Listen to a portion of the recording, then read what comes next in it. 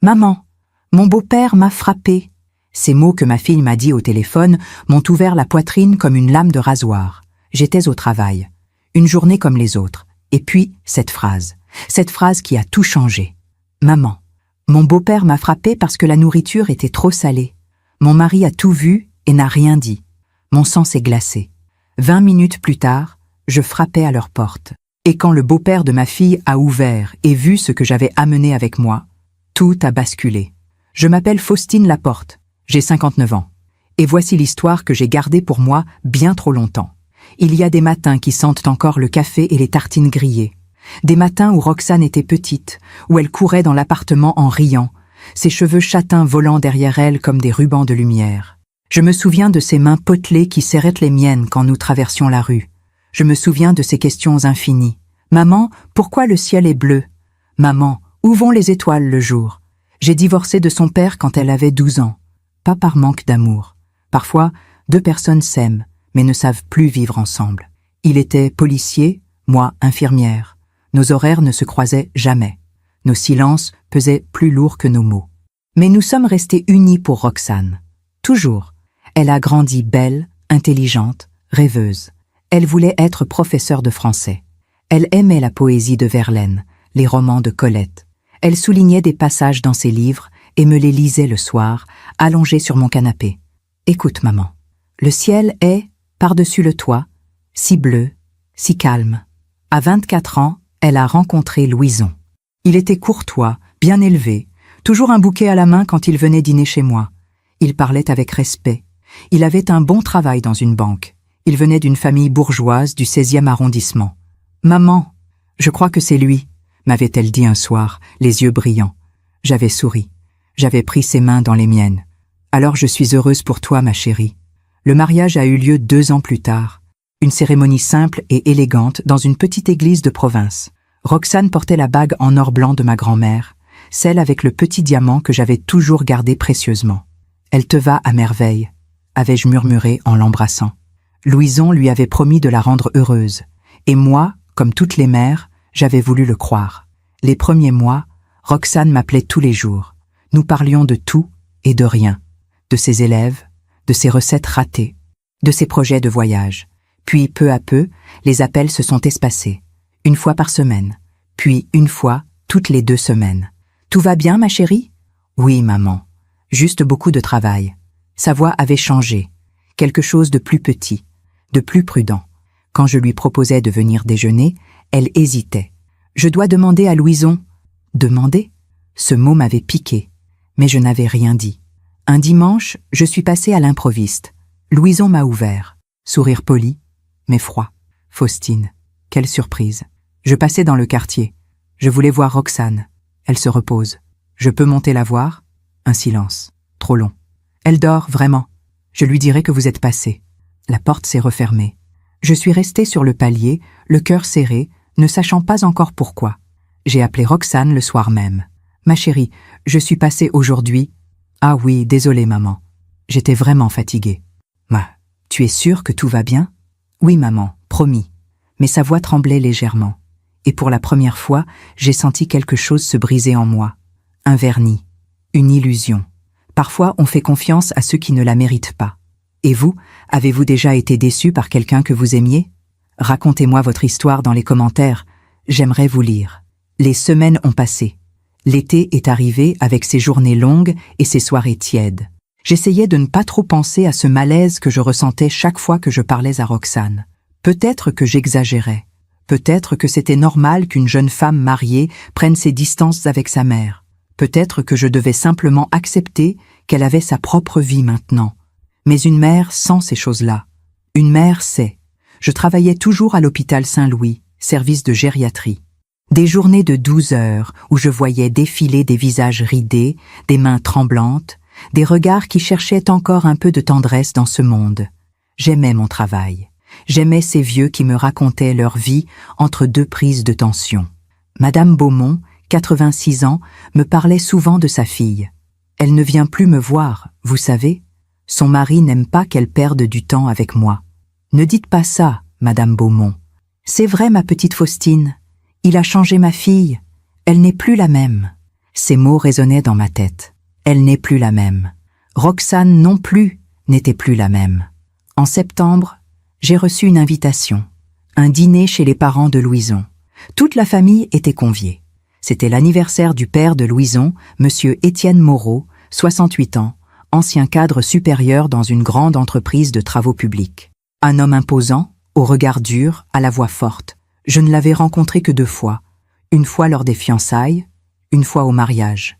Il m'avait à peine adressé la parole. Il avait cette manière de regarder les gens de haut, comme s'il évaluait leur valeur sociale en quelques secondes. Roxane m'avait appelé 3 jours avant le dîner. « Maman, tu viendras samedi ?»« Bien sûr, ma chérie. Papa aussi sera là. »« D'accord. » Un silence. « Maman. »« Oui. »« Rien. À samedi. » Elle avait raccroché trop vite, comme si elle avait voulu dire quelque chose, mais n'avait pas osé. Le samedi est arrivé. J'ai mis une robe sobre, gris anthracite, des perles discrètes. Je savais que cette famille jugeait les apparences. Je ne voulais pas donner de raison à monsieur Moreau de me regarder de travers. Marc m'a appelé juste avant que je parte. « Tu y vas aussi ce soir ?»« Oui. Fais attention à Roxane. »« Pourquoi tu dis ça ?»« Je ne sais pas. Juste une impression. » Marc avait toujours eu cette intuition. 25 ans dans la police. Il savait lire les gens. « D'accord, on se voit là-bas. » L'appartement des Moreau était dans le 7e arrondissement. Un immeuble haussmannien avec un hall en marbre, un ascenseur à cage dorée, des tapis épais qui étouffaient le bruit des pas. Tout respirait l'argent ancien, celui qui ne se montre pas mais se sent. J'ai sonné. Une femme d'une 50aine d'années a ouvert. Madame Moreau. Coiffure impeccable, tailleur Chanel, sourire glacial. Faustine, entrez. Pas de bise, pas de chaleur, juste une politesse de façade. Le salon était immense, haut plafond mouluré, lustres en cristal, canapé en cuir fauve. Une dizaine de personnes étaient déjà là. Des oncles, des tantes, des cousins. Tous bien habillés, tous parlant à voix mesurée. J'ai cherché Roxane du regard. Elle était dans un coin, près de la fenêtre, en train de disposer des canapés sur un plateau d'argent. Elle portait une robe noire simple, presque austère. Ses cheveux étaient tirés en arrière, si serrés que ça devait lui faire mal au crâne. Roxane. Elle a levé les yeux. Un sourire forcé. « Maman, tu es là. » Je l'ai embrassée. Elle était froide, tendue. « Ça va, ma chérie ?»« Oui, oui, je dois finir de préparer l'apéritif. Je peux t'aider ?»« Non, c'est bon. Va t'asseoir. » Elle s'est éloignée rapidement vers la cuisine. Marc est arrivé quelques minutes plus tard. Il a serré des mains poliment, mais je voyais dans ses yeux qu'il détestait cet endroit. Lui et moi, nous venions de familles simples, des gens qui travaillaient dur, qui ne mettaient au pas de nappe en lin pour un dîner de famille. Monsieur Moreau est apparu dans le salon. Grand, large d'épaules, cheveux gris coiffés en arrière, costume 3 pièces bleu marine. Il portait une alliance en or massif et une montre qui devait coûter plus cher que ma voiture. « Mes amis, merci d'être venus !» Sa voix remplissait la pièce. Tout le monde s'est tu pour l'écouter. Il a commencé à raconter des anecdotes de sa carrière, des réussites professionnelles, des voyages en Asie, des contrats signés avec des ministres. Il aimait parler. Il aimait être au centre. Louison était à côté de lui, sourire admiratif, hochant la tête à chaque phrase de son père. « Mon fils suit mes traces. Il sera directeur régional d'ici 2 ans. » Louison a rougi de fierté. Roxane passait entre les invités, servant des verres, ramassant des serviettes tombées, disparaissant dans la cuisine, revenant avec des plateaux. Personne ne la regardait. Personne ne lui disait merci. À un moment, elle a trébuché légèrement. Un verre a glissé du plateau, mais elle l'a rattrapé de justesse. Monsieur Moreau s'est tourné vers elle. « Fais attention, Roxane. Ce sont des verres en cristal de Bohême. »« Pardon, beau papa. »« Beau papa. » Ce mot m'a glacée. Elle l'appelait beau papa comme une petite fille prise en faute. Le dîner a été servi dans une salle à manger digne d'un château. Table en acajou, vaisselle en porcelaine de Limoges, couvert en argent massif. Nous étions 14.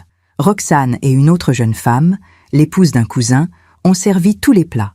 Roxane ne s'est pas assise. « Tu ne manges pas, ma chérie ?» ai-je demandé doucement. « Je mangerai après, maman. » Mais Madame Moreau a posé sa main sur mon bras. « C'est comme ça dans notre famille, Faustine. Les belles filles servent d'abord. C'est une marque de respect. » J'ai regardé Marc. Ses mâchoires étaient serrées, ses poings fermés sous la table. Le repas a duré 3 heures. Monsieur Moreau parlait sans cesse de politique, d'économie, de la décadence de la France moderne. Il avait des opinions tranchées sur tout. Les immigrés, les jeunes, les femmes qui travaillent. Une femme doit savoir tenir une maison. C'est la base. Il a regardé Roxane en disant ça. N'est-ce pas, Roxane? Oui, beau papa. Elle se tenait debout près de la cuisine, prête à bondir au moindre signe. À la fin du repas, le gâteau est arrivé. Roxane l'avait fait elle-même. Un fraisier magnifique, avec des fraises fraîches et de la crème pâtissière. Monsieur Moreau a coupé la première part. Il a goûté. Son visage s'est durci. C'est trop sucré. Silence. Pardon? A murmuré Roxane. C'est trop sucré. Tu as encore raté. Les larmes sont montées aux yeux de Roxane. Elle a baissé la tête. Je suis désolée. Tu es toujours désolée. Mais ça ne change rien. Louison n'a rien dit. Il a continué de manger son gâteau comme si de rien n'était. Marc s'est levé brusquement. Excusez-moi, je dois partir. Il est sorti sans un regard en arrière. Moi, je suis restée. Parce que je ne voulais pas laisser Roxane seule. Après le dîner, j'ai aidé Roxane à débarrasser dans la cuisine. Nous étions seuls. Enfin. Ma chérie, ne dis rien, maman, s'il te plaît. Roxane, ce n'est pas normal. C'est sa famille. Il faut que je m'adapte. Mais toi, tu comptes aussi. Elle a fermé les yeux. Une larme a coulé sur sa joue. Je ne peux pas en parler maintenant. Pourquoi? Parce que si je commence, je vais tout casser. Elle a essuyé sa larme rapidement et est retournée dans le salon. Je suis partie 1 heure plus tard, le cœur lourd, les mains tremblantes. Dehors, Marc m'attendait, appuyé contre un réverbère, les bras croisés. Tu l'as vu? Oui. Et? Elle se laisse écraser, Marc. Je sais. Il a allumé une cigarette. Il avait arrêté de fumer depuis 10 ans. Mais ce soir, il en avait besoin. Ce type est un tyran. Monsieur Moreau? Oui, et son fils est pareil. Louison n'a rien dit. Rien. Exactement. Nous sommes restés là, sous la pluie fine qui commençait à tomber, à regarder les fenêtres illuminées de l'appartement des Moreau. Et quelque part, dans cette lumière dorée, notre fille disparaissait un peu plus chaque jour. Pendant que je raconte tout cela, je me demande d'où vous m'écoutez. Écrivez le nom de votre ville en commentaire. Les mois qui ont suivi ce dîner ont été les plus difficiles de ma vie. Pas à cause de ce qui m'arrivait à moi, mais à cause de ce que je voyais arriver à ma fille sans pouvoir rien faire. Roxane m'appelait de moins en moins. Quand je l'appelais, elle répondait toujours avec cette voix douce mais fatiguée, cette voix qui disait « tout va bien », alors que tout criait le contraire. « Ma chérie, on pourrait déjeuner ensemble cette semaine ?»« Je ne sais pas, maman. Louison a beaucoup de travail en ce moment. Il a besoin que je sois à la maison. Mais juste 1 heure. Je verrai. Je te rappelle. » Elle ne rappelait jamais. J'ai essayé de passer chez elle plusieurs fois. Une fois, personne n'a répondu. Une autre fois, c'est Louison qui a ouvert, sourire poli, main dans les poches. Roxane n'est pas là. Elle est sortie faire des courses. Mais sa voiture était garée en bas de l'immeuble. Ah, d'accord. Tu peux lui dire que je suis passée? Bien sûr. La porte s'est refermée. J'ai attendu dans ma voiture pendant 1 heure. Roxane n'est jamais sortie. Marc, lui, était plus direct. Il a commencé à surveiller. Discrètement. Pas officiellement, parce qu'il n'avait aucune raison légale de le faire. Mais il connaissait des collègues. Il posait des questions. Il vérifiait. Un soir, il m'a appelé. « Faustine, tu es assise ?»« Oui. Pourquoi ?» J'ai parlé avec un collègue du commissariat du 16e. Et Monsieur Moreau a un casier. Mon cœur s'est arrêté. Quoi? Violence conjugale. Il y a 15 ans. Sa femme a porté plainte, puis elle l'a retiré 2 semaines plus tard. Mon Dieu, il n'y a jamais eu de procès. Tout a été étouffé. Je tremblais. Et Louison. Rien sur Louison, mais un fils qui a vu son père frapper sa mère pendant des années. Il n'a pas fini sa phrase. Il n'en avait pas besoin. Marc, qu'est-ce qu'on fait? On surveille, on attend. Et dès qu'il y a quelque chose, on agit. On ne peut pas juste aller la chercher. Elle est adulte, Faustine. Si elle ne veut pas partir, on ne peut rien faire. Mais si elle est en danger, alors elle appellera. Et on sera là. J'ai raccroché en pleurant. Cette nuit-là, j'ai regardé la bague de ma grand-mère que je portais autour du cou sur une chaîne. Roxane portait la sienne à son doigt le jour du mariage. Cette bague qui symbolisait l'amour, la protection, la transmission. Je me suis demandé si elle la portait encore. Les semaines ont continué de s'écouler. Octobre est arrivé, avec ses feuilles mortes et ses ciels gris. J'essayais de continuer à vivre normalement. Je travaillais. Je souriais à mes patients. Je rentrais chez moi. Je dînais seul devant la télévision. Mais chaque soir, je regardais mon téléphone en espérant un appel de Roxane. Un jeudi soir, enfin, elle a appelé. « Maman ? Ma chérie, comment vas-tu ? » « Ça va. » Sa voix était bizarre. Trop enjouée. Trop fausse. « Tu es sûre ? » ? « Oui, oui. Je voulais juste te dire que Louison et moi, on va peut-être déménager. » « Déménager ? Où ça ? » ? « Plus loin. Dans le sud. Son père a des contacts là-bas. Il pourrait avoir une promotion. » Mon sang s'est glacé. Le sud ?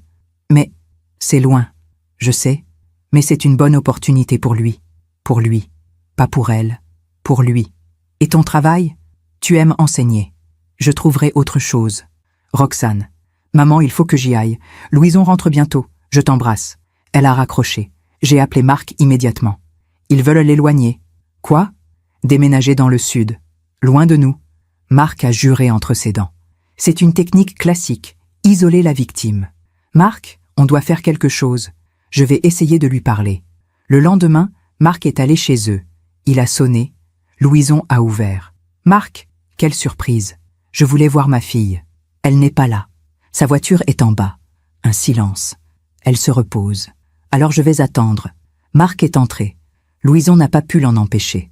Roxane est sortie de la chambre quelques minutes plus tard. Elle portait un pull à col roulé, en plein mois d'octobre, alors qu'il faisait 18 degrés dehors. Marc a compris tout de suite. « Roxane, enlève ton pull. »« Quoi ? Papa, je... » »« Enlève ton pull. Maintenant. » Louison s'est avancée. « Marc, vous n'avez pas à... »« Tais-toi. » La voix de Marc était froide, dangereuse. Roxane a commencé à pleurer. « Papa, s'il te plaît !» Marc s'est approché doucement. Il a pris les mains de sa fille. « Ma chérie, montre-moi. » Elle a fermé les yeux. Lentement, elle a descendu le col de son pull. Un bleu, violacé, sur le côté de son cou. Marc a reculé d'un pas. Ses poings se sont serrés. « Qui t'a fait ça ?» Roxane tremblait. « C'est rien. Je suis tombée. Ne me mens pas. Papa, je t'en prie. » Marc s'est tourné vers Louison. « C'est toi ? Je ne vois pas de quoi vous parlez. C'est toi qui l'as frappée ? Roxane vient de vous dire qu'elle est tombée. » Marc a fait un pas vers lui. Louison a reculé. « Si tu touches encore une fois à ma fille, je te jure que... » « Papa, arrête. » Roxane s'est mise entre eux, les larmes coulant sur ses joues. « S'il te plaît, ne fais pas ça. Roxane, tu vas venir avec moi, maintenant. »« Je ne peux pas. »« Pourquoi ? » ?»« Parce que je l'aime. » Ces mots ont brisé quelque chose en Marc. Je le sais parce qu'il me l'a raconté plus tard. Il m'a dit qu'à ce moment-là, il a compris qu'on ne pouvait pas sauver quelqu'un qui ne voulait pas être sauvé. Il est parti. Il m'a appelé en pleurant. Elle refuse de partir. Marc, elle dit qu'elle l'aime. Ce n'est pas de l'amour. Je sais. Mais elle ne le voit pas encore. Nous avons pleuré ensemble au téléphone. 2 parents impuissants face à la souffrance de leur enfant. Les semaines suivantes ont été un cauchemar. Roxane ne répondait plus à mes appels. Elle ne répondait plus aux messages. Elle avait disparu. J'ai essayé d'aller chez elle. La porte restait fermée. J'ai essayé d'aller à son école. On m'a dit qu'elle avait démissionné. Démissionné ? Quand ? Il y a 2 semaines. Elle a dit qu'elle déménageait. Mon monde s'est effondré. J'ai appelé Marc. Elle a démissionné. Ils vont vraiment partir. On ne peut rien faire, Faustine. Si, on peut. Quoi ? On peut attendre qu'elle appelle à l'aide. Et on peut être prêt. Marc a respiré profondément. D'accord, je reste en alerte. Toi aussi. Promis. Et c'est ce que nous avons fait. Nous avons attendu. Chaque jour, chaque nuit, le téléphone à portée de main, le cœur battant à chaque sonnerie. Novembre est arrivé. Puis décembre. Les fêtes de fin d'année approchaient. Noël. Cette période qui normalement nous réunissait tous les 3, Roxane, Marc et moi, autour d'un sapin décoré et d'un repas simple. Mais cette année, Roxane ne serait pas là. J'ai acheté quand même un cadeau pour elle. Un livre de poésie de Rimbaud qu'elle cherchait depuis longtemps. Je l'ai emballé avec soin. J'ai écrit une carte. Ma chérie, je t'aime. Je serai toujours là. Maman. Je l'ai gardé sur ma table de nuit, en espérant pouvoir le lui donner un jour. La veille de Noël, j'étais au travail, service de nuit. L'hôpital était calme. Les couloirs sentaient le désinfectant et le sapin en plastique qu'on avait installé dans le hall. Madame Beaumont dormait paisiblement. Sa fille était enfin venue la voir la semaine précédente. Elle m'avait raconté avec des yeux brillants. Elle a quitté son mari, vous savez. Elle a dit qu'elle en avait assez de vivre dans la peur. C'est merveilleux, Madame Beaumont. Oui, elle va bien maintenant. Elle sourit à nouveau. J'avais souri aussi. Mais dans mon cœur, je pensais à Roxane. À 23 heures, mon téléphone a vibré. Un message de Roxane. Maman, je t'aime. Pardon pour tout. Mon cœur s'est arrêté. J'ai appelé immédiatement. Pas de réponse. J'ai rappelé. Encore. Messagerie. J'ai appelé Marc. Marc, elle m'a envoyé un message bizarre. Quoi? Quel genre de message? Je t'aime. Pardon pour tout. Merde. J'arrive. On y va. Nous nous sommes retrouvés devant leur immeuble 30 minutes plus tard. Marc avait appelé des collègues. 2 voitures de police étaient déjà là. On ne peut pas entrer sans mandat. Ma fille est en danger. Marc, tu le sais. On ne peut pas. Marc a levé les yeux vers les fenêtres de l'appartement. Toutes les lumières étaient éteintes. Il a appelé Roxane. Pas de réponse. Il a sonné à l'interphone. Pas de réponse. Il allait forcer la porte quand soudain, elle s'est ouverte. Louison est sorti. Seul. En manteau. Un sac à la main. Il a sursauté en nous voyant. « Qu'est-ce que vous faites là? Où est Roxane? Elle dort. À cette heure-ci? Avec toutes les lumières éteintes? Elle ne se sentait pas bien. Marc l'a attrapée par le col. « Si tu lui as fait du mal, je te jure. Lâchez-moi. » Les policiers se sont interposés. « Marc, calme-toi. » Un des policiers s'est tourné vers Louison. « Monsieur, nous devons vérifier que votre épouse va bien. » « Elle va bien. Alors laissez-nous monter. » Louison a hésité. Trop longtemps. « Monsieur, si vous refusez, nous reviendrons avec un mandat. » Finalement, il a cédé. Nous sommes montés. Marc, moi, 2 policiers, et Louison qui traînait des pieds. L'appartement était plongé dans le noir. Ça sentait l'alcool et la cigarette froide. « Roxane ?» Pas de réponse. Marc a allumé la lumière du salon. Tout était en désordre. Des verres brisés par terre. Une chaise renversée.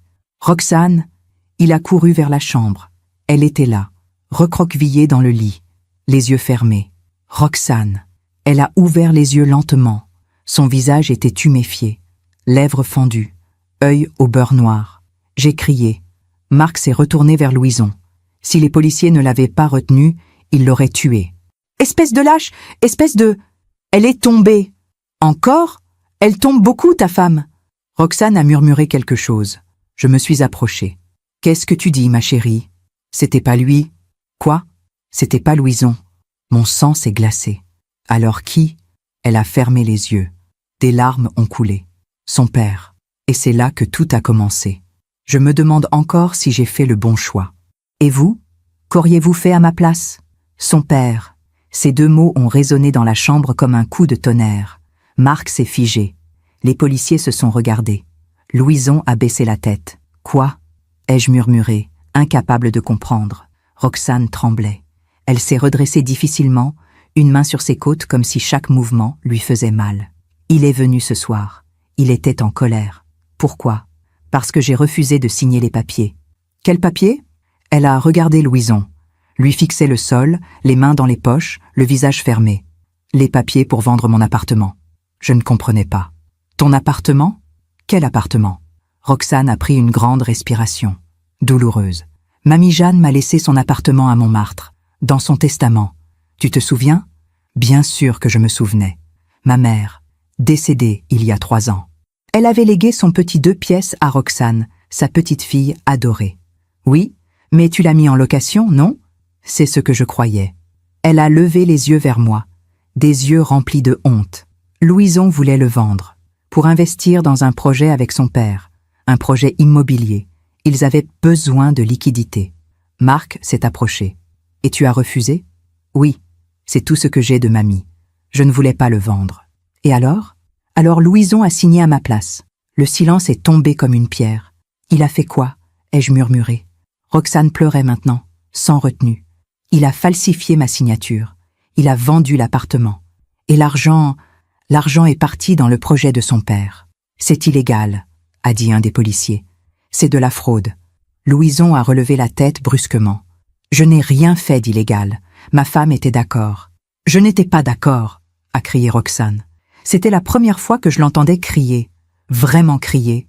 Toute sa douleur, toute sa colère accumulée pendant des mois sortait d'un coup. Tu as falsifié ma signature, tu m'as volé. Louison a serré les mâchoires. C'était pour nous, pour notre avenir. Non, c'était pour ton père, toujours pour ton père. Tais-toi. Non. Elle s'est levée, chancelante. Marc l'a soutenue. J'en ai assez de me taire. J'en ai assez d'avoir peur. J'en ai assez de disparaître. Elle a regardé Louison droit dans les yeux. Ce soir, j'ai dit à ton père que j'allais porter plainte pour la fraude, pour récupérer mon argent. Et c'est là qu'il t'a frappé ? A demandé Marc doucement. Roxane a hoché la tête. Il a dit que je détruisais la famille, que j'étais une ingrate, que sans eux, je ne serais rien. Sa voix s'est brisée. Et puis il m'a giflé, fort. Je suis tombée. J'ai heurté la table basse. Et lui, elle a regardé Louison. Lui, il est resté assis dans le canapé. Il a regardé son père me frapper. Et il n'a rien dit. Le silence qui a suivi était insoutenable. Marc s'est tourné vers Louison. Dans ses yeux, je voyais quelque chose que je n'avais jamais vu. Une rage froide, contrôlée, terrifiante. Tu as laissé ton père frapper ta femme. Ce n'était pas une question, c'était une constatation. Louison a ouvert la bouche, l'a refermée. Aucun mot ne pouvait justifier ça. « Où est-il maintenant ?» a demandé un des policiers. « Il est parti. Il y a 1 heure. »« Où ?»« Chez lui, je suppose. » Le policier a appelé par radio. Il a donné l'adresse des Moreau. Demandé une intervention. On va l'interpeller. Puis il s'est tourné vers Roxane. « Madame, acceptez-vous d'aller à l'hôpital pour faire constater vos blessures ?» Roxane a regardé sa main. Elle tremblait encore. « Oui. »« Et acceptez-vous de porter plainte contre votre beau-père pour violence volontaire ?»« Oui. »« Et contre votre mari pour complicité et fraude ?» Roxane a fermé les yeux. C'était le moment de choisir, sa vie ou sa cage. « Oui. » Louison a explosé. « Tu ne peux pas faire ça !»« Si, je peux. » Roxane, réfléchis, c'est ma famille. Et moi, je suis quoi ? Il n'a pas répondu. Roxane s'est tournée vers moi. Ses yeux étaient rouges, gonflés, mais pour la première fois depuis des mois, j'y ai vu quelque chose. Une lueur, de la force. « Maman, je peux venir chez toi ce soir ?» J'ai éclaté en sanglots. « Bien sûr, ma chérie. Bien sûr. » Les policiers ont commencé à prendre des photos des blessures de Roxane. Des traces sur son cou, sur ses bras, sur son visage. Chaque cliché était une preuve. Chaque marque était une vérité. Louison est restée debout dans le salon, pâle, les bras ballants, regardant sa vie s'effondrer. « Monsieur, » a dit un policier, « vous allez devoir nous suivre au commissariat pour être entendu. »« Entendu ? Pourquoi ?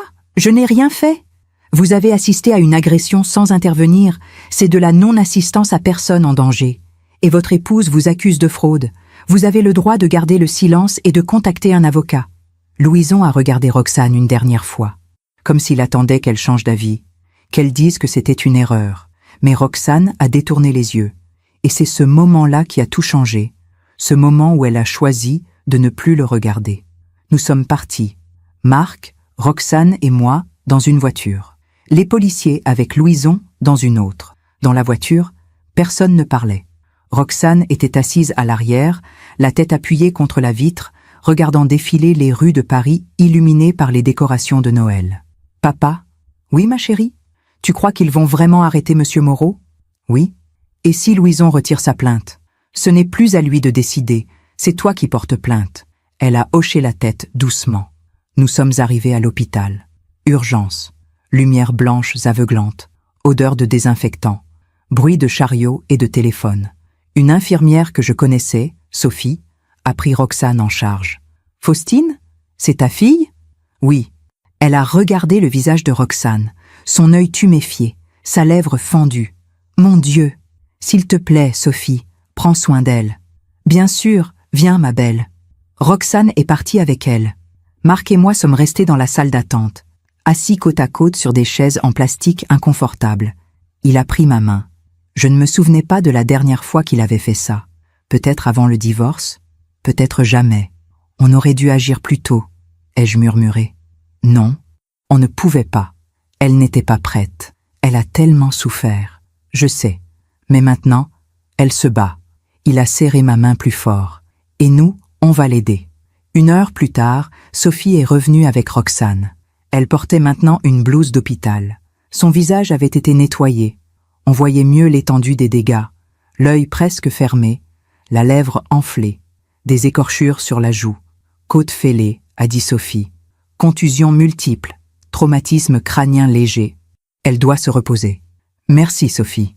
Roxane s'est approchée de moi, lentement, comme une enfant blessée qui cherche sa mère.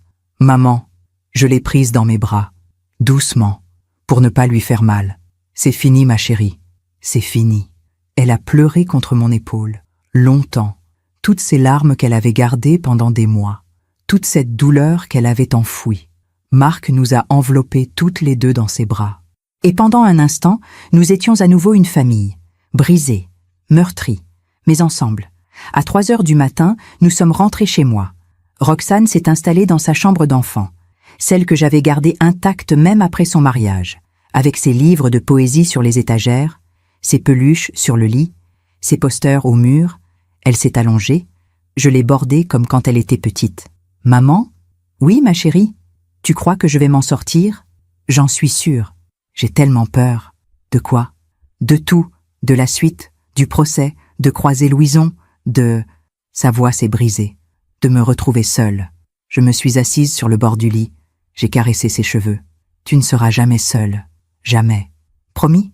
Promis. » Elle a fermé les yeux. L'épuisement l'a emportée. Je suis restée là, à la regarder dormir, comme je le faisais quand elle était petite et qu'elle faisait des cauchemars. Marc était dans le salon. Je l'ai rejoint. Il regardait par la fenêtre, les lumières de la ville, le ciel qui commençait à s'éclaircir. Elle dort ? Oui. Bien. Un silence. Marc ? Oui ? Merci d'avoir été là. Il s'est tourné vers moi. Dans ses yeux, j'ai vu quelque chose que je n'avais pas vu depuis longtemps. De la tendresse. C'est ma fille. Notre fille. Je sais. Mais quand même, merci. Il a hoché la tête. Mon collègue m'a envoyé un message. Ils ont interpellé Moreau chez lui. Il est en garde à vue. Bon. Il sera entendu demain matin. Louison aussi. Et après ? Après, il y aura une enquête. Un procès, probablement. Ça va être long. Elle est forte. Elle va tenir. Oui. Parce qu'elle a sa mère. Il a posé sa main sur mon épaule. Et son père. J'ai souri. Un petit sourire triste mais sincère. Le soleil s'est levé doucement. C'était le matin de Noël. Mais cette année, Noël avait un goût différent. Un goût de justice, de vérité, de recommencement. Roxane s'est réveillée vers midi. Elle est sortie de sa chambre, marchant lentement, une main sur ses côtes. « Bonjour. Bonjour, ma chérie. Tu as faim ? Un peu. » Je lui ai préparé du thé et des tartines. Elle s'est assise à table.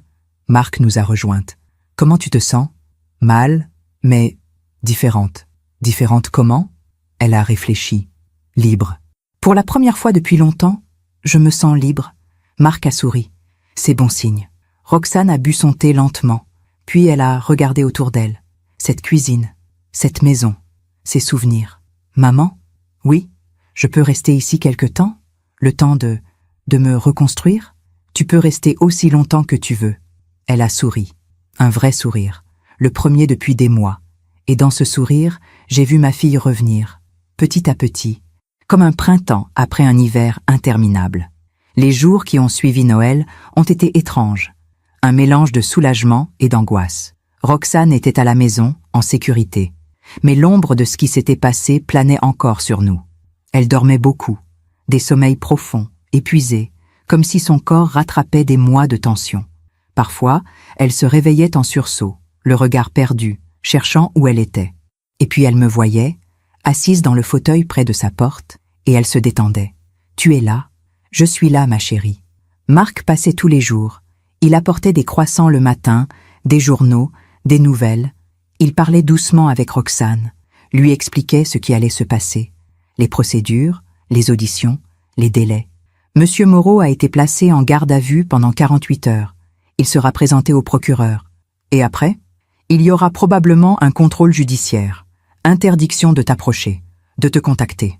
Roxane hochait la tête, les yeux fixés sur sa tasse de thé. Et Louison ? Marc hésitait toujours avant de répondre aux questions sur Louison. Il a été entendu comme témoin et mis en cause, pour complicité et pour la fraude. Il va aller en prison? Pas tout de suite. Mais il sera convoqué. Il devra s'expliquer. Roxane ne disait rien. Elle regardait par la fenêtre. Les toits de Paris sous le ciel gris de décembre. 3 jours après Noël, nous avons reçu un appel du commissariat. Roxane devait venir faire une déposition complète, raconter tout, depuis le début. Elle a tremblé en raccrochant. « Je ne sais pas si je peux. »« Si, tu peux, » ai-je dit doucement. « C'est trop dur. Je sais. Mais c'est nécessaire. » Marc est venu nous chercher. Nous sommes allés au commissariat du 16e arrondissement. Un bâtiment austère, avec des couloirs qui sentaient le café froid et le papier. Roxane était pâle. Elle serrait ma main si fort que j'avais mal. Un officier nous a reçus. Une femme d'une 40aine d'années, aux cheveux courts, au regard bienveillant. « Madame Laporte ? » ?»« Oui, je suis la capitaine Dubois. Je vais recueillir votre témoignage.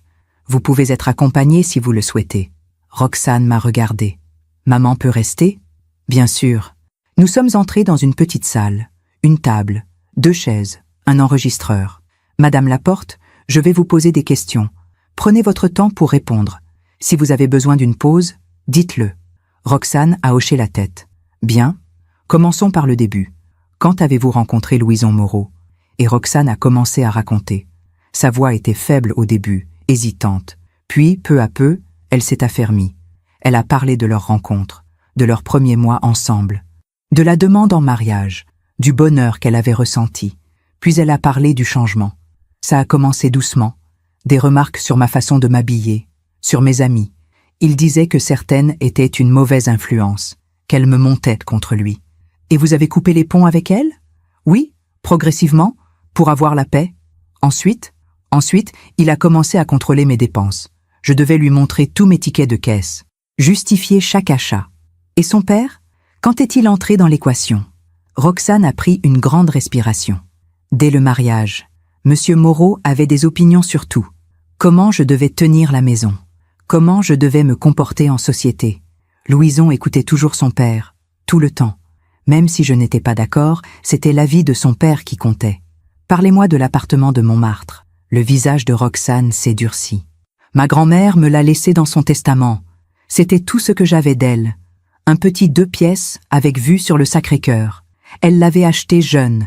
Elle y tenait énormément. Et que s'est-il passé ? Louison voulait le vendre. Son père avait un projet immobilier dans le sud. Ils avaient besoin de liquidités. 150 000 €. Le prix de mon appartement. Vous avez refusé ? Oui, j'ai dit non. Clairement. Et alors ? Roxane a fermé les yeux. Un jour, j'ai reçu un coup de fil d'un notaire pour me féliciter de la vente. Je ne comprenais pas. Quelle vente ? Il m'a dit que l'appartement avait été vendu 2 semaines plus tôt, que l'argent avait été versé sur le compte de mon mari. La capitaine Dubois prenait des notes. Vous n'aviez rien signé ? Non, rien. Et votre mari ? Je l'ai confronté.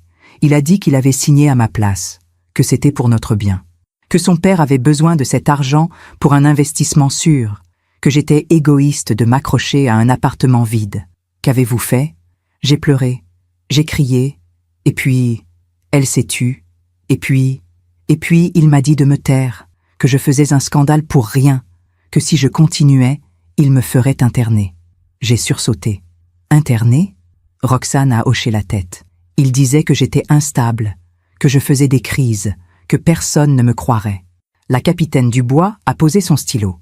Madame Laporte, c'est de la manipulation psychologique, de la violence morale. Je sais. Maintenant, je le sais. Continuez. Racontez-moi la soirée du 24 décembre. Roxane a pris une autre grande respiration. J'avais contacté un avocat en secret. Je voulais savoir si je pouvais récupérer mon argent, si je pouvais porter plainte pour fraude. L'avocat m'a dit que oui, que c'était très clair, que mon mari avait commis un délit. Et vous avez décidé d'agir ? Oui. Ce soir-là, j'ai dit à Louison que j'allais porter plainte. Comment a-t-il réagi ? Il est devenu blanc. Il m'a supplié de ne pas faire ça. Il a dit que ça détruirait sa carrière, que son père serait ruiné, qu'on perdrait tout. Et vous ? J'ai dit que j'avais déjà tout perdu. Mon appartement, ma dignité, moi-même. Elle a essuyé une larme qui coulait sur sa joue. Et c'est là qu'il a appelé son père. Quand est-il arrivé ? 20 minutes plus tard. Il était furieux. Je l'entendais crier dans l'escalier. Quand il est entré, il m'a regardé comme si j'étais de la vermine. Que s'est-il passé? Il m'a dit que j'étais une ingrate, que sa famille m'avait tout donné, que sans eux, je ne serais rien, qu'une bonne épouse ne traîne pas son mari en justice. Et ensuite, Roxane a fermé les yeux. Ses mains tremblaient. J'ai répondu que je n'étais plus sa bonne épouse, que j'en avais assez de me soumettre, que je voulais juste récupérer ce qui m'appartenait. Et il m'a giflé, fort. J'ai basculé en arrière. J'ai heurté la table basse. Je suis tombée par terre. Sa voix se brisait. Il s'est approché. Il m'a donné un coup de pied dans les côtes. J'ai crié. J'ai demandé à Louison de l'arrêter. Qu'a fait votre mari? Roxane a ouvert les yeux. Son regard était vide. Rien. Il était assis dans le canapé, les bras croisés. Il regardait. Et il ne disait rien. Le silence dans la pièce était assourdissant. Son père a continué? Oui. Il m'a attrapé par les cheveux. Il m'a relevé. Il m'a dit que si je portais plainte, il me détruirait. Qu'il avait des relations. Qu'il me ferait passer pour folle. Que personne ne me croirait. Et puis il est parti. Comme ça. Il a claqué la porte. Et Louison? Louison est resté assis. Il m'a regardé. J'étais par terre, en sang, et il m'a dit « Tu vois ce que tu as fait ?» J'ai senti mon cœur se serrer. Qu'avez-vous fait alors? J'ai rampé jusqu'à la chambre. J'ai pris mon téléphone. J'ai envoyé un message à ma mère. Et j'ai appelé mon père. La capitaine Dubois a arrêté l'enregistrement. « Merci, Madame Laporte. C'est suffisant pour aujourd'hui. » Roxane tremblait. Je l'ai prise dans mes bras. « C'est fini, ma chérie. Tu as été très courageuse. » Nous sommes sortis du commissariat. L'air froid de décembre nous a frappés en plein visage. Roxane a respiré profondément. « Maman? Oui? Tu crois qu'ils vont le punir? Vraiment? Oui, je le crois. » Elle a hoché la tête, mais dans ses yeux, je voyais le doute. Les jours suivants, nous avons essayé de reprendre une routine. Roxane se levait, prenait son petit déjeuner, lisait un peu. Elle ne voulait pas sortir. Elle avait peur de croiser Louison. Ou pire, son père. Marc nous appelait tous les soirs pour nous tenir au courant. Moreau a été mis en examen pour violence aggravée. Il a un contrôle judiciaire, interdiction de s'approcher de Roxane à moins de 500 mètres. Et Louison? Il est convoqué par le juge d'instruction pour l'affaire de la fraude. Ça prendra du temps. Le 31 décembre, veille du Nouvel An, nous étions toutes les deux sur le canapé. Je regardais un vieux film. Roxane feuilletait un livre sans vraiment lire. Son téléphone a vibré. Elle l'a regardé. Son visage s'est décomposé. C'est lui. Qui? Louison? Oui? Qu'est-ce qu'il veut? Elle m'a montré l'écran. Roxane, s'il te plaît, on doit parler. Je t'aime. Reviens. Mon sang n'a fait qu'un tour. Ne réponds pas. Je sais. Mais elle fixait le message, comme hypnotisée. Roxane, regarde-moi. Elle a levé les yeux. Il ne t'aime pas. Pas vraiment. Mais, non. L'amour, ça ne fait pas mal. L'amour, ça ne regarde pas quelqu'un se faire frapper sans bouger. Elle a fermé les yeux. Des larmes ont coulé. Je sais. Mais c'est dur. Je sais, ma chérie. Mais tu es plus forte que tu ne le crois. Elle a bloqué le numéro. Puis, elle a éteint son téléphone. Voilà. C'est fait. Bien. Le soir du Nouvel An, nous avons mangé une raclette toutes les deux. Comme quand elle était adolescente et qu'on passait des soirées simples, juste nous deux. À minuit, nous avons regardé les feux d'artifice depuis le balcon. Paris brillait de 1000 feux. Bonne année, maman. Bonne année, ma chérie. Nous nous sommes embrassés. Cette année sera meilleure, ai-je murmuré. Tu crois? J'en suis certaine. Et je le pensais vraiment. Parce que pour la première fois depuis longtemps, Roxane avait choisi de se sauver elle-même. Quelques jours plus tard, début janvier, nous avons reçu une lettre du tribunal. La date de l'audience préliminaire pour l'affaire de la fraude était fixée. Mi-février. Roxane devait témoigner, face à Louison. Je ne sais pas si je peux. Si, tu peux. Maman, je vais le revoir. Oui, mais tu ne seras pas seule. Ton père et moi, on sera là. Elle a hoché la tête, mais je voyais la peur dans ses yeux. Marc est passé ce soir-là. Il a apporté les détails de l'audience. Ce sera une audience à huis clos. Juste le juge, les avocats, toi, Louison, et nous si tu veux. Qu'est-ce que je dois faire? Dire la vérité, c'est tout. Et s'il ment? Il y a des preuves, la signature falsifiée, le virement bancaire, les documents notariaux. Il ne pourra pas nier. Roxane a respiré profondément. D'accord, je vais le faire. Marc a souri. C'est ma fille. Les semaines ont passé lentement. Roxane commençait à aller un peu mieux. Elle sortait faire des courses avec moi. Elle allait parfois se promener au parc. Elle lisait à nouveau. Un jour, elle a trouvé son livre de poésie de Rimbaud que j'avais acheté pour Noël. Je l'avais laissé sur sa table de nuit. C'était pour Noël, ai-je dit. Maman, je sais, on a raté Noël cette année. Mais tu es là, c'est le plus beau cadeau. Elle a ouvert le livre. Elle a lu la dédicace que j'avais écrite. Ma chérie, je t'aime. Je serai toujours là. Maman. Elle a fondu en larmes. Merci. Merci pour tout. Nous nous sommes serrés l'une contre l'autre, et dans cette étreinte, j'ai senti que quelque chose était en train de guérir. Lentement, douloureusement, mais sûrement. Mi-février est arrivé trop vite. Le jour de l'audience, Roxane s'est réveillée à l'aube. Je l'ai entendue marcher dans le couloir. Quand je suis sortie de ma chambre, elle était dans la cuisine, une tasse de café froid entre les mains. « Tu n'as pas dormi ?»« Pas vraiment. »« Ma chérie, j'ai peur, maman. » Je me suis assise à côté d'elle. « Je sais, mais souviens-toi, tu dis la vérité. C'est tout. La vérité est de ton côté. » Elle a hoché la tête, mais ses mains tremblaient. Marc est venu nous chercher à 9 heures. Il portait son costume sombre, celui qu'il mettait pour les occasions importantes. Dans la voiture, personne ne parlait. Juste le bruit du moteur et de la ville qui se réveillait. Le tribunal était un bâtiment imposant, gris, avec de grandes colonnes à l'entrée. Nous avons monté les marches lentement. Roxane serrait mon bras. L'avocat que nous avions engagé, Maître Fontaine, nous attendait dans le hall. Une femme d'une 50aine d'années, cheveux gris relevés en chignon, regard perçant. « Madame Laporte, vous êtes prête ? Je ne sais pas. C'est normal. Mais vous devez juste raconter ce qui s'est passé. Le juge va vous écouter. » Nous sommes entrés dans la salle d'audience. Une petite salle, presque austère. Le juge était déjà assis, un homme d'une 60aine d'années aux lunettes rondes. Et puis je l'ai vu, Louison, assis de l'autre côté, avec son propre avocat. Il était pâle, amaigri. Il regardait droit devant lui, évitant soigneusement de croiser le regard de Roxane. Roxane s'est figée en le voyant. « Maman, respire. Je suis là. » Nous nous sommes assises. Marc s'est installé derrière nous. Le juge a commencé. « Nous sommes réunis aujourd'hui pour l'affaire concernant la vente frauduleuse d'un bien immobilier appartenant à Madame Roxane Laporte. Madame Laporte, pouvez-vous nous expliquer les faits ?» Roxane s'est levée. Sa voix était faible au début, mais elle a tenu bon. Elle a raconté. L'héritage de sa grand-mère, son refus de vendre, la vente effectuée sans son accord, la signature falsifiée. Le juge écoutait attentivement, prenant des notes. « Monsieur Moreau, que répondez-vous à ces accusations ?» Louison s'est levé. Il évitait toujours de regarder Roxane. « Monsieur le juge, ma femme et moi avions discuté de cette vente. Elle était d'accord. »« Ce n'est pas vrai !»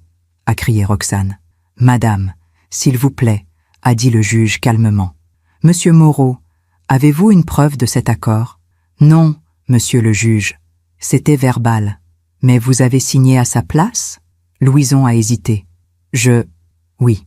Mais c'était pour simplifier les démarches. » Le juge a retiré ses lunettes. « Monsieur Moreau, falsifier une signature est un délit. Peu importe vos intentions. » L'avocat de Louison a pris la parole, essayant de minimiser les faits, parlant de malentendus conjugal, de difficultés de communication. Mais le juge ne semblait pas convaincu. Où est l'argent de cette vente actuellement? Louison a baissé la tête. Il a été investi dans un projet immobilier. Le projet de votre père? Oui. Et ce projet? Il a échoué. Le silence est tombé dans la salle. Roxane a pâli. Échoué? Louison a enfin levé les yeux vers elle. Le projet n'a pas abouti. L'argent est perdu. Roxane a vacillé. Marc s'est levé, prêt à la soutenir. Perdu? Mon argent est perdu? Roxane, je suis désolée. Désolée? Tu m'as volé 150 000 € et tu es désolée? Le juge a frappé son marteau. Silence, s'il vous plaît. Monsieur Moreau, vous comprenez que non seulement vous avez commis une fraude, mais que vous avez également causé un préjudice financier considérable à votre épouse? Oui, monsieur le juge. Bien. Je vais rendre mon ordonnance dans les prochains jours. En attendant, je vous demande de ne pas contacter Madame Laporte. L'audience est levée. Nous sommes sortis. Roxane tremblait de rage et de chagrin. Il a tout perdu. Tout. Ma chérie. L'appartement de mamie. Mes souvenirs. Tout. Elle a éclaté en sanglots sur les marches du tribunal. Marc et moi l'avons entourée. On va se battre, a dit Marc. Il y a des recours. On va récupérer cet argent. Comment? Le projet a échoué. Alors, on attaquera son père. On demandera des dommages et intérêts. On ira jusqu'au bout. Maître Fontaine nous a rejoints. Le juge va probablement condamner votre mari. Il devra vous rembourser. S'il ne peut pas, on se retournera contre son père qui a bénéficié de l'argent. Roxane a essuyé ses larmes. Vous croyez vraiment qu'on peut gagner? Oui, les faits sont clairs. Dans les jours qui ont suivi, Roxane est devenue plus déterminée. La colère avait remplacé la peur. Elle voulait justice. Non seulement pour l'agression, mais aussi pour le vol. Ils m'ont tout pris, maman. Ma dignité, mon argent, mes rêves. Mais je ne les laisserai pas gagner. C'est ma fille. 2 semaines plus tard, l'ordonnance du juge est tombée. Louison était reconnu coupable de fraude. Il devait rembourser les 150 000 € à Roxane, plus les intérêts et les frais de justice. S'il ne pouvait pas payer, son père serait solidairement responsable. Roxane a pleuré en lisant le document. Mais cette fois, c'étaient des larmes de soulagement. J'ai gagné. Oui, ma chérie, tu as gagné. Mais nous savions toutes les deux que le combat n'était pas terminé. Il restait encore l'audience pour les violences, le procès de Monsieur Moreau, et tout ce que cela impliquait. Roxane a regardé par la fenêtre. Le printemps commençait à pointer. Les premiers bourgeons sur les arbres. Maman? Oui? Merci de ne pas m'avoir abandonnée. Jamais, ma chérie. Jamais. Et dans ce moment, j'ai su que peu importe ce qui viendrait ensuite, nous étions ensemble. Et c'était tout ce qui comptait. Le procès de Monsieur Moreau pour violence aggravée a eu lieu début avril. Cette fois, ce n'était pas une simple audience. C'était un vrai procès, avec un tribunal correctionnel, des jurés, tout l'appareil de la justice. Roxane était terrifiée. Non pas de témoigner, mais de le revoir. Cet homme qui l'avait frappé. Cet homme qui avait détruit sa vie. La veille du procès, elle n'a pas dormi. Je l'ai entendue pleurer dans sa chambre. Je suis allée la rejoindre. Ma chérie, je ne peux pas, maman. Je ne peux pas le regarder en face. Si, tu peux. Parce que cette fois, c'est lui qui doit avoir peur, pas toi. Elle m'a regardée, les yeux rouges. Tu crois qu'ils vont vraiment le condamner? Oui, les preuves sont là, les photos, le certificat médical, ton témoignage, celui de ton père. Mais son avocat va dire que j'exagère, que je mens. Laisse-le dire. La vérité est plus forte que les mensonges. Le matin du procès, Marc est venu nous chercher très tôt. Il était en uniforme. Il avait demandé à être présent officiellement en tant que policier et père de la victime. Dans la voiture, il a pris la main de Roxane. Quoi qu'il arrive aujourd'hui, je suis fière de toi. Papa, tu es la femme la plus courageuse que je connaisse. Roxane a souri faiblement. Le tribunal était bondé. Des journalistes étaient là. L'affaire avait fait du bruit. Un cadre supérieur accusé de violence sur sa belle-fille. Les médias adoraient ce genre d'histoire. Nous sommes entrés par une porte dérobée pour éviter les caméras. Maître Fontaine nous attendait. « Roxane, vous êtes prête ?»« Je crois. »« Bien, souvenez-vous. Répondez aux questions simplement. Ne vous laissez pas déstabiliser par l'avocat de la défense. Je serai là. » Nous sommes entrés dans la salle d'audience.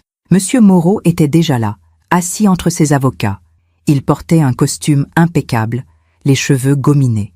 Il avait l'air d'un homme d'affaires respectable, pas d'un homme violent. Quand il a vu Roxane, quelque chose a changé dans son regard. Une lueur froide, méprisante. Roxane s'est raidie. J'ai pris sa main. Respire. Le procureur a commencé à exposer les faits. L'agression du 24 décembre. Les blessures constatées. Le contexte de violence psychologique et d'emprise familiale. Puis ce fut au tour de Roxane de témoigner. Elle s'est levée. Elle a marché jusqu'à la barre. Sa voix tremblait, mais elle a tenu bon. Elle a raconté. Tout. La soirée, la gifle, le coup de pied, les menaces et le silence complice de Louison. Il m'a dit que personne ne me croirait, qu'il avait des relations, qu'il me détruirait. Le procureur a montré les photos. Le visage tuméfié de Roxane, les bleus sur ses côtes, son œil presque fermé. Plusieurs personnes dans la salle ont détourné le regard. Puis ce fut au tour de l'avocat de Monsieur Moreau, un homme élégant, à la voix posée. « Madame Laporte, n'est-il pas vrai que vous aviez bu ce soir-là? »« Non. »« Vous êtes certaine? »« Oui. »« Et n'est-il pas vrai que vous avez provoqué mon client en menaçant de détruire sa famille ?» Roxane a serré les poings. « Je n'ai provoqué personne. J'ai juste dit que je voulais récupérer mon argent. Un argent que votre mari, légalement votre époux, avait le droit d'utiliser. Non, c'était mon héritage. ma propriété personnelle. Madame Laporte, n'est-il pas possible que vous soyez tombée accidentellement? Tombée? Accidentellement? Sa voix montait. Regardez les photos. On ne tombe pas accidentellement comme ça. Le juge est intervenu. Maître, vos questions sont inappropriées. Les faits sont documentés médicalement. L'avocat s'est incliné et s'est rassis. Marc a témoigné ensuite. Il a raconté ce qu'il avait vu en arrivant sur les lieux. L'état de Roxane, le désordre de l'appartement, l'attitude de Louison. Ma fille était terrorisée. Et son mari était assis là, les bras croisés, comme si de rien n'était. Puis ce fut au tour de M. Moreau de prendre la parole. Il est monté à la barre, droit, arrogant. Je n'ai jamais touché cette jeune femme. Elle ment. Alors, comment expliquez-vous ces blessures? A demandé le procureur. Je ne sais pas. Peut-être qu'elle se les est faites elle-même, pour me nuire. Un murmure a parcouru la salle. Roxane a bondi. C'est faux. Le juge a frappé son marteau. Silence, Madame Laporte, asseyez-vous. Mais Roxane tremblait de rage. Il ment, comme il a toujours menti. Maître Fontaine l'a fait rasseoir. Le procureur a repris. Monsieur Moreau, vous avez déjà été condamné pour violence conjugale il y a 15 ans. N'est-ce pas? Le visage de Monsieur Moreau s'est durci. Ses charges ont été abandonnées. Parce que votre épouse a retiré sa plainte. Mais le casier existe. C'était il y a longtemps. La violence est un schéma récurrent, Monsieur Moreau. L'avocat de la défense a protesté. Le juge a demandé le silence. Les plaidoiries ont duré des heures. L'avocat de Monsieur Moreau a essayé de le présenter comme un homme respectable, victime d'une belle-fille vindicative. Maître Fontaine a démoli cette défense, pièce par pièce, preuve par preuve. À la fin de la journée, le juge a annoncé que le délibéré serait rendu dans une semaine. Nous sommes sortis épuisés. Roxane pouvait à peine marcher. Marc la soutenait d'un côté, moi de l'autre. « C'est fini ?» a-t-elle murmuré. « Presque, ma chérie, presque. » Une semaine plus tard, nous sommes revenus pour le verdict. La salle était encore plus bondée. Les caméras attendaient dehors. Le juge est entré. Nous nous sommes levés. « Monsieur Étienne Moreau, veuillez vous lever. » Monsieur Moreau s'est levé, le visage impassible. Après examen des faits et des preuves présentées, ce tribunal vous reconnaît coupable de violence volontaire aggravée. Vous êtes condamné à 18 mois de prison, dont 6 mois fermes, et à verser 20 000 € de dommages et intérêts à Madame Roxane Laporte. Vous avez également l'interdiction de l'approcher ou de la contacter pendant 5 ans. Roxane a éclaté en sanglots. Pas de tristesse, de soulagement. Monsieur Moreau est resté debout, figé. Pour la première fois, j'ai vu quelque chose se briser en lui. L'arrogance, la certitude. Il allait vraiment aller en prison. Les gendarmes se sont approchés. Ils lui ont passé les menottes. Il a regardé la salle une dernière fois. Son regard a croisé celui de Roxane. Et dans ce regard, il n'y avait plus de mépris. Juste de la défaite. Nous sommes sortis sous les applaudissements discrets de certaines personnes présentes. Dehors, les journalistes se sont rués vers nous. « Madame Laporte, comment vous sentez-vous » Maître Fontaine les a écartés. « Ma cliente ne fera pas de déclaration aujourd'hui. » Merci. Dans la voiture, personne ne parlait. Le choc, l'épuisement, le soulagement. Roxane a finalement rompu le silence. « Il va vraiment aller en prison ?» « Oui, » a dit Marc. 6 mois fermes. C'est peu, c'est peu. Mais c'est quelque chose. Elle a regardé par la fenêtre. Paris défilait. La vie continuait. « Maman ?»« Oui, ma chérie. Je crois que je vais enfin pouvoir respirer. » J'ai pris sa main. « Oui, tu vas pouvoir respirer. » Et pour la première fois depuis des mois, j'ai vu quelque chose dans ses yeux. Quelque chose que je n'avais pas vu depuis longtemps. De l'espoir. Les mois qui ont suivi le procès ont été étranges. Comme sortir d'un tunnel et découvrir que le soleil existe encore. Roxane a commencé à voir une psychologue. Une femme douce qui l'aidait à comprendre ce qu'elle avait vécu. L'emprise, la manipulation. La violence invisible qui précède toujours la violence visible. Ce n'était pas de l'amour, maman. C'était du contrôle. Je sais, ma chérie. Pendant si longtemps, j'ai cru que c'était moi le problème. Non, tu n'as jamais été le problème. Elle a commencé à sortir un peu, à revoir des amis qu'elle avait perdus. Certaines l'ont accueillie à bras ouverts. D'autres lui ont tourné le dos, disant qu'elle aurait dû rester avec son mari. Les gens ne comprennent pas, m'a-t-elle dit un soir. Non, pas tous. Mais ceux qui comptent, oui. En juin, nous avons reçu des nouvelles de Louison. Il avait enfin signé les papiers du divorce, sans contestation, sans demande. Maître Fontaine nous a appelés. C'est fini. Le divorce sera prononcé dans 3 mois. Roxane a raccroché et elle a pleuré. Pas de tristesse, de libération. Je vais être libre, vraiment libre. Nous avons aussi reçu le premier versement des dommages et intérêts. 20 000 € de la part de M. Moreau. L'argent de la fraude prendrait plus de temps, mais Maître Fontaine était optimiste. Le père devra vendre des biens pour vous rembourser. Ça prendra peut-être 1 an, mais vous récupérerez votre argent. Un jour de juillet, Roxane m'a demandé de l'accompagner quelque part. Elle n'a pas dit où. Nous avons pris le métro jusqu'à Montmartre. Tu veux voir l'appartement de mamie? Elle a hoché la tête. Nous sommes montés jusqu'à la petite rue où se trouvait l'immeuble. L'appartement avait été vendu, bien sûr. Quelqu'un d'autre vivait là maintenant. Roxane s'est arrêtée devant la porte. Je voulais juste le revoir, me souvenir. Mamie aurait été fière de toi. Tu crois? J'en suis certaine. Nous sommes restés là un moment, en silence, regardant les fenêtres où autrefois sa grand-mère arrosait ses géraniums. Maman? Oui, quand je récupérerai mon argent, je veux racheter cet appartement. Vraiment? Oui, si les propriétaires veulent vendre, je veux le récupérer. Pour mamie. Pour moi. J'ai souri. Alors on le fera. En août, quelque chose d'inattendu s'est produit. Marc et moi avons recommencé à nous parler. Vraiment. Pas juste des nouvelles de Roxane. Mais de nous, de notre vie, de ce que nous étions devenus. On a fait des erreurs, m'a-t-il dit un soir autour d'un café. Oui, mais on a fait du mieux qu'on pouvait. Tu crois qu'on aurait pu éviter tout ça? Pour Roxane? Non. Louison était charmant au début. Personne ne pouvait savoir. Elle nous fait confiance à nouveau. Oui, et c'est le plus important. Nous ne sommes pas redevenus un couple, mais nous sommes redevenus une famille. Et c'était suffisant.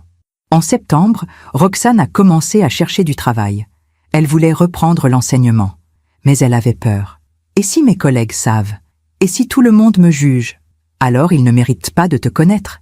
Elle a postulé dans plusieurs écoles. En octobre, elle a eu une réponse positive. Un lycée dans le 15e arrondissement cherchait un professeur de français. Le jour de son entretien, elle était terrifiée. Mais elle y est allée. Et elle a été brillante. Ils m'ont prise, maman. Je savais que tu y arriverais. Je recommence en janvier. C'est merveilleux, ma chérie. Ce soir-là, nous avons fêté ça toutes les deux. Marc nous a rejointes. Nous avons bu du champagne et mangé des crêpes, comme quand Roxane était petite. À ta nouvelle vie, ai-je dit en levant mon verre.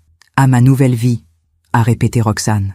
Et dans ses yeux, j'ai vu quelque chose que je n'avais pas vu depuis si longtemps. De la joie. Novembre est arrivé avec ses premiers froids. 1 an exactement depuis que tout avait basculé. Un matin, nous avons reçu un appel de Maître Fontaine. Madame Laporte, j'ai des nouvelles. Bonnes ou mauvaises? Bonnes. Monsieur Moreau Senior a accepté de vendre un de ses biens pour vous rembourser intégralement. 150 000 € plus les intérêts. Le virement sera effectué la semaine prochaine. Roxane a lâché le téléphone. Elle tremblait.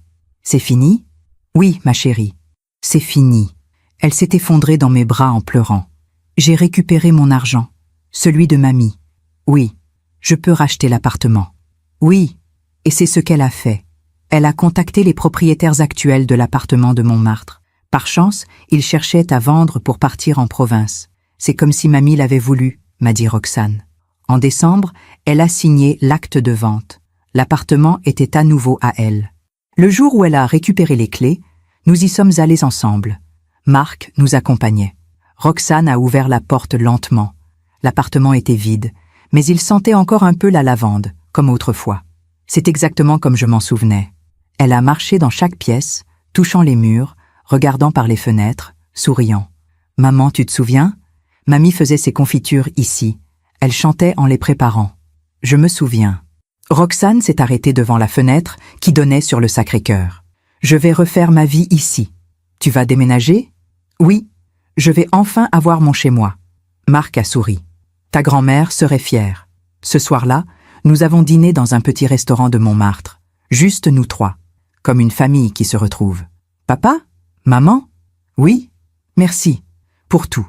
Pour ne jamais m'avoir abandonné. » Marc a pris sa main. « On ne t'aurait jamais laissé tomber. Jamais.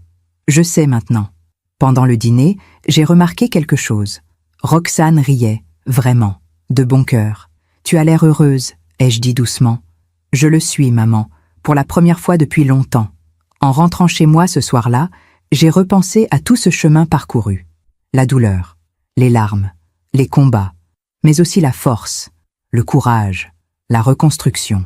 Quelques jours plus tard, j'ai appris par Marc ce qu'il était advenu de Louison et de son père. Monsieur Moreau avait purgé ses 6 mois de prison. À sa sortie, sa femme avait demandé le divorce. Elle était partie vivre chez sa sœur. La grande famille bourgeoise s'était effondrée. Louison avait perdu son poste à la banque. L'affaire avait fait trop de bruit. Il vivait maintenant dans un petit studio, seul. Ses amis l'avaient abandonné. Sa famille aussi. La vie leur a rendu ce qu'ils ont donné, a dit Marc. Le karma, ai-je murmuré. Oui, le karma. Je n'ai pas ressenti de joie en apprenant leur chute, juste une forme de paix, comme si l'univers avait rétabli l'équilibre. À Noël, Roxane a organisé un dîner dans son nouvel appartement. Marc et moi étions invités. Elle avait décoré avec goût, mis un petit sapin près de la fenêtre. C'est notre premier vrai Noël depuis longtemps, a-t-elle dit. Nous avons mangé, ri, partagé des souvenirs. Roxane nous a lu un poème de Rimbaud, celui qu'elle préférait. Et en la regardant, debout près du sapin, le livre à la main, j'ai réalisé quelque chose. Elle était redevenue elle-même. Non. Elle était devenue quelqu'un de plus fort encore. Aujourd'hui, 2 ans ont passé depuis cette nuit du 24 décembre où tout a basculé. Roxane enseigne dans son lycée. Elle aime ses élèves. Ils l'adorent.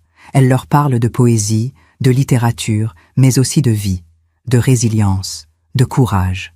Elle vit seule dans son appartement de Montmartre. Elle a appris à aimer cette solitude. Ce n'est plus de la peur, c'est de la liberté. Parfois, elle me dit qu'elle rencontre quelqu'un, un homme bien, un professeur d'histoire, mais elle prend son temps. Je ne suis pas pressée, maman. J'apprends à me connaître d'abord. C'est sage. Et si je ne rencontre personne, ce n'est pas grave. Je suis complète toute seule. Ces mots me remplissent de fierté. Marc et moi nous voyons régulièrement. Nous ne sommes plus ensemble, mais nous sommes redevenus amis. Des amis qui partagent la plus belle chose que nous ayons jamais créée. Notre fille. Monsieur Moreau vit désormais dans un petit appartement. Seul. Sa femme ne lui parle plus. Ses amis l'ont oublié. Son empire s'est effondré. J'ai appris qu'il avait des problèmes de santé. Que parfois, il errait dans les rues, l'air perdu. La vie finit toujours par rendre ce qu'on lui donne. Louison, lui, est parti de Paris. Marc a entendu dire qu'il vivait dans le sud, qu'il essayait de reconstruire quelque chose. Mais les gens n'oublient pas. Sa réputation l'a suivi. Je ne ressens ni joie, ni pitié. Juste l'indifférence qu'on réserve aux gens qui ne font plus partie de notre vie. Il y a quelques semaines, Roxane m'a invité à prendre le thé chez elle. Elle m'a montré quelque chose, un cahier. Je l'ai écrit. Mon histoire, tout ce qui s'est passé. Pourquoi? Pour ne jamais oublier d'où je viens. Et pour aider d'autres femmes, peut-être? Tu vas le publier? Je ne sais pas. Peut-être un jour. Elle a souri. Mais je l'ai écrit. Et ça, c'est déjà beaucoup. Ce soir-là, en rentrant chez moi, j'ai pensé à toutes ces femmes qui vivent ce que Roxane a vécu, qui ont peur, qui se sentent seules, qui pensent qu'elles ne méritent pas mieux. Et j'ai voulu leur dire quelque chose. La violence ne commence jamais par un coup. Elle commence par un mot de trop, un regard qui glace, une remarque qui blesse, une liberté qu'on vous retire petit à petit. Et quand vous vous réveillez, vous ne vous reconnaissez plus. Mais il n'est jamais trop tard pour partir, pour dire non, pour demander de l'aide. Roxane l'a fait. Et elle s'en est sortie. Pas toute seule. Parce que personne ne s'en sort vraiment seul. Elle avait son père. Elle m'avait. Elle avait la justice. Mais surtout, elle avait cette petite voix en elle qui murmurait encore « Tu mérites mieux ». Et elle l'a écoutée. Aujourd'hui, quand je regarde ma fille, je vois une survivante. Mais je vois surtout une femme libre. Une femme qui a repris sa vie en main. Une femme qui inspire d'autres femmes. Et je me dis que tout ce que nous avons traversé n'aura pas été vain si mon histoire aide ne serait-ce qu'une femme à ouvrir les yeux. Si vous vivez dans la peur, si quelqu'un vous fait du mal, si vous ne vous reconnaissez plus dans le miroir, appelez, parlez, partez. Vous n'êtes pas seul, vous méritez mieux. Vous méritez la paix. Et un jour, vous aussi, vous vous réveillerez et vous sourirez à nouveau. Comme ma fille le fait aujourd'hui.